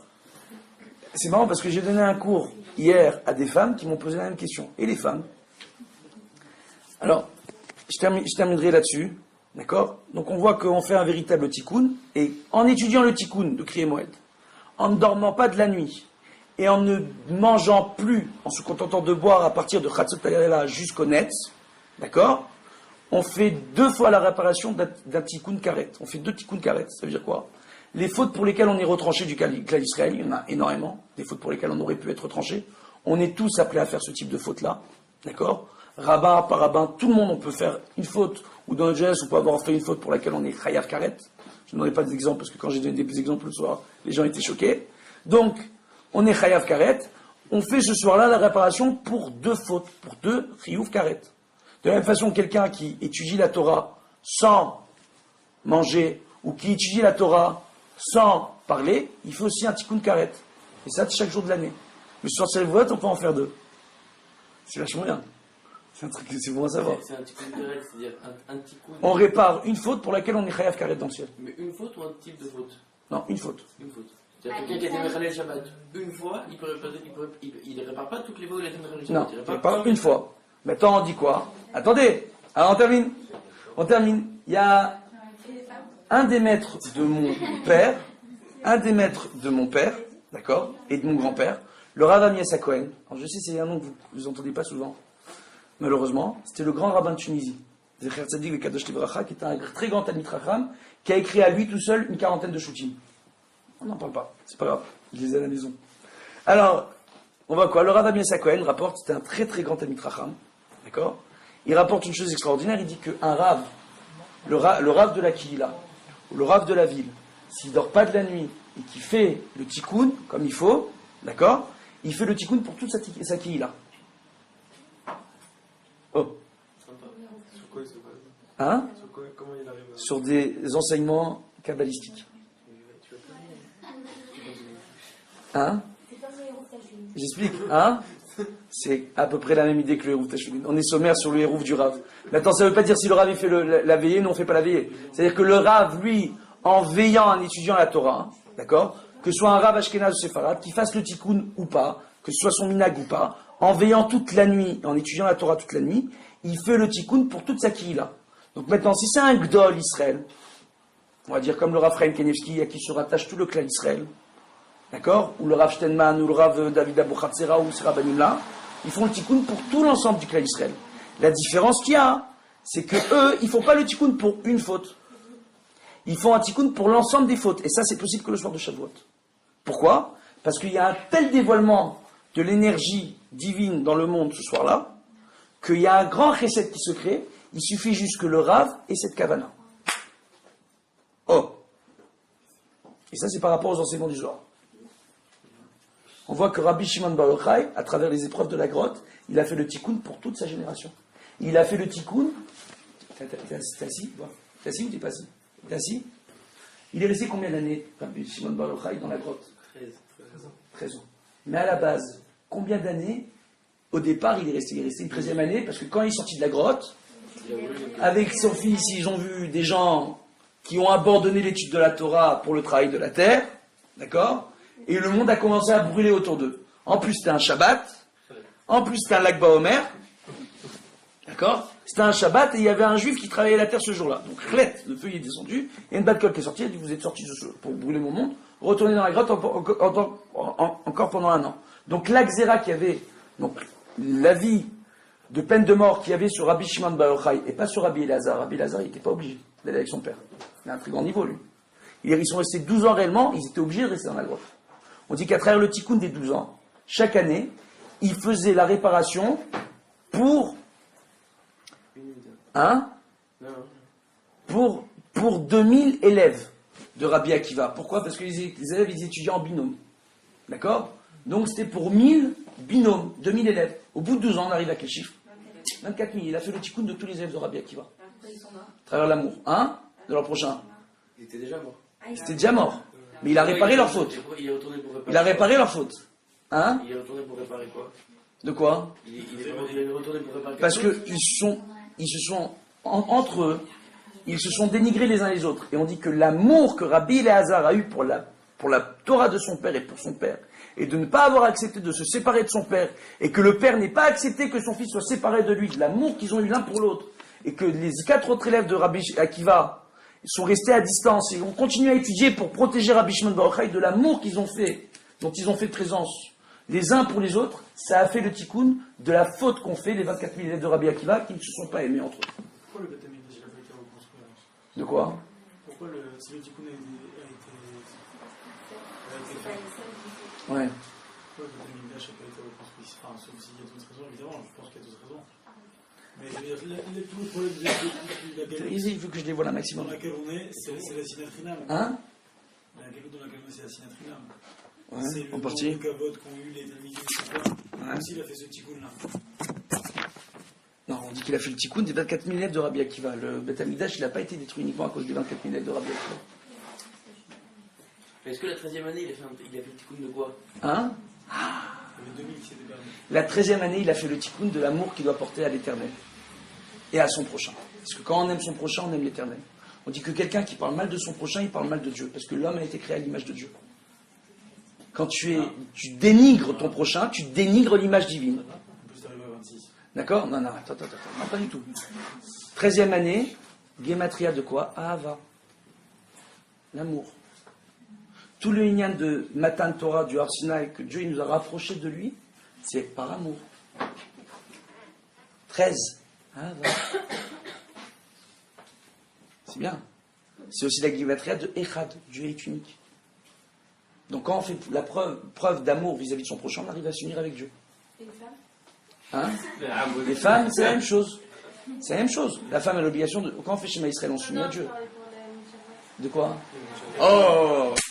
Les femmes! Alors, justement, les femmes, elles sont mises à l'honneur le soir de Shavuot, mais elles ne le savent pas. En faisant le gâteau. Réellement. Non, réellement. On voit que dans le Tikkun, à la fin du Tikkun, on étudie Megillat Ruth. D'accord? Megillat Ruth, c'était la princesse héritière avec sa sœur, d'accord? Du roi des Philistins. Hein? Du Moabite, excusez-moi. C'était la princesse de Moab, d'accord? Donc, elle, c'était une princesse. Ok? En fait, parce que c'est sa sœur après qui a épousé le roi des Philistins. Donc, en réalité, on voit quoi? On voit que elle va venir en Israël, elle va vivre la famille, elle va pas vouloir se séparer de sa belle-mère, qui est veuve et pauvre.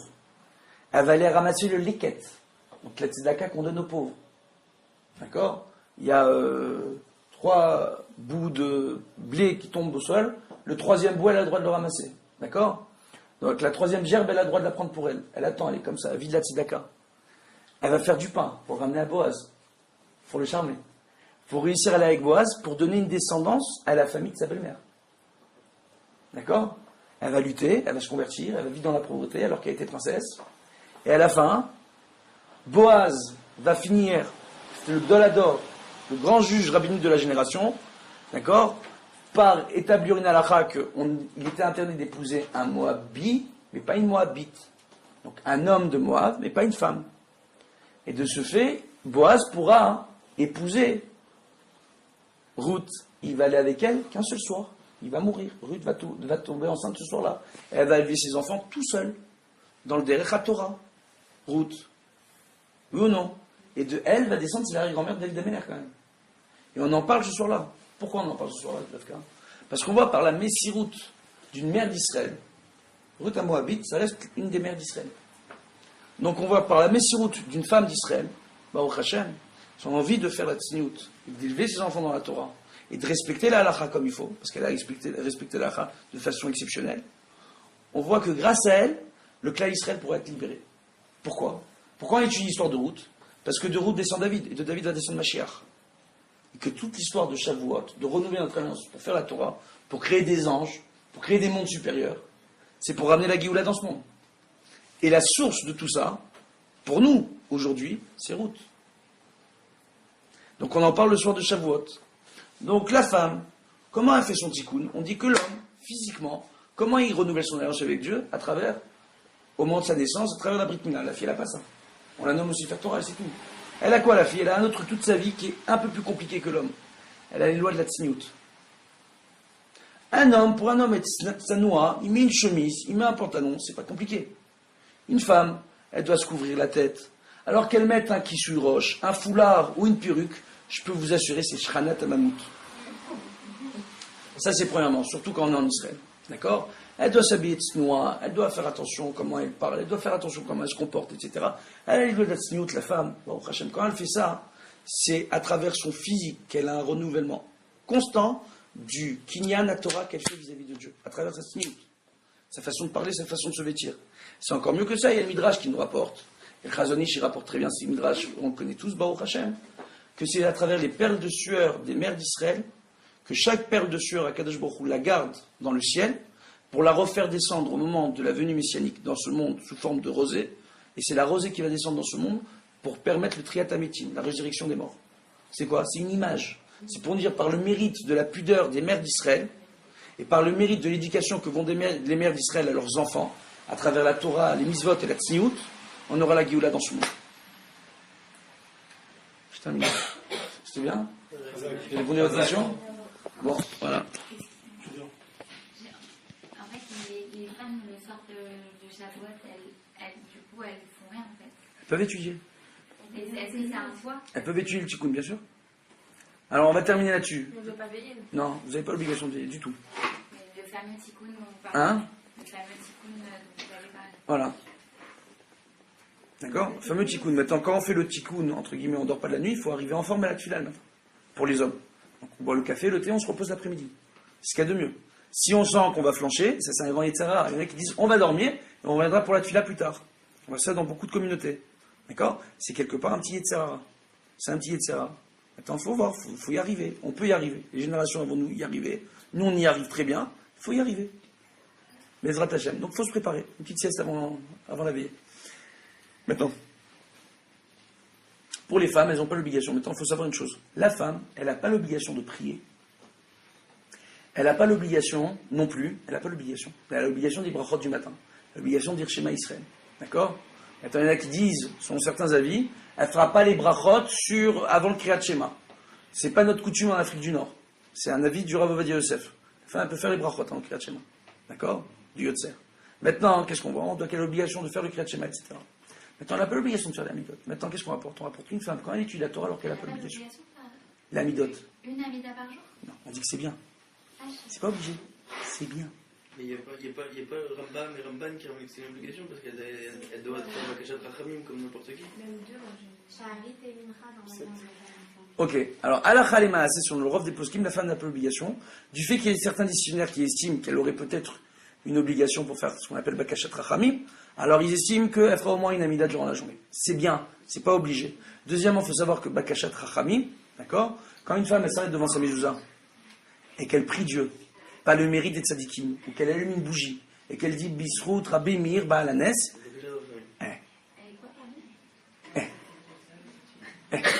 d'accord, à un tel point que Halakha les Maaseh pour Shabbat, Halakha les Maaseh, Shabbat, une femme qui n'a pas l'habitude de prier, et qui se lève le matin, qui fait les brachot du matin, et qui met la main sur sa mezouza, comme faisaient toutes les grand-mères, elle ne faisait pas ça pour rien.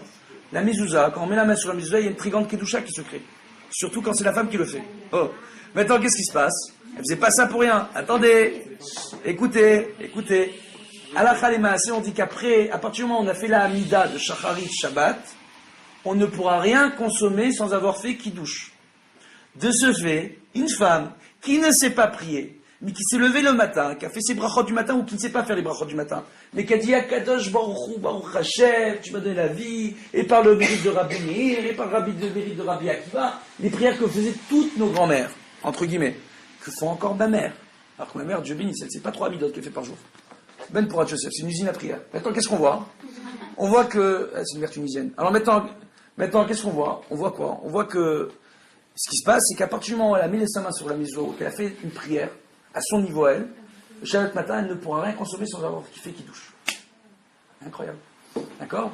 Donc on voit que ce qu'on appelle une tefila chez la femme, c'est pas forcément le nossar de la tefila pour l'homme. Maintenant, le dernier point, attendez, il y a du monde? Le dernier point, parce que ça c'est le point le plus sympa. On dit que bien que la femme n'a pas l'obligation d'étudier la Torah, et qu'elle n'a pas l'obligation de faire la prière, quand les enfants ils voient la mère qui étudie la Torah alors qu'elle n'a pas l'obligation, et qui fait la prière alors qu'elle n'a pas l'obligation, on dit qu'elle a un très grand mérite. Pourquoi? Parce que les enfants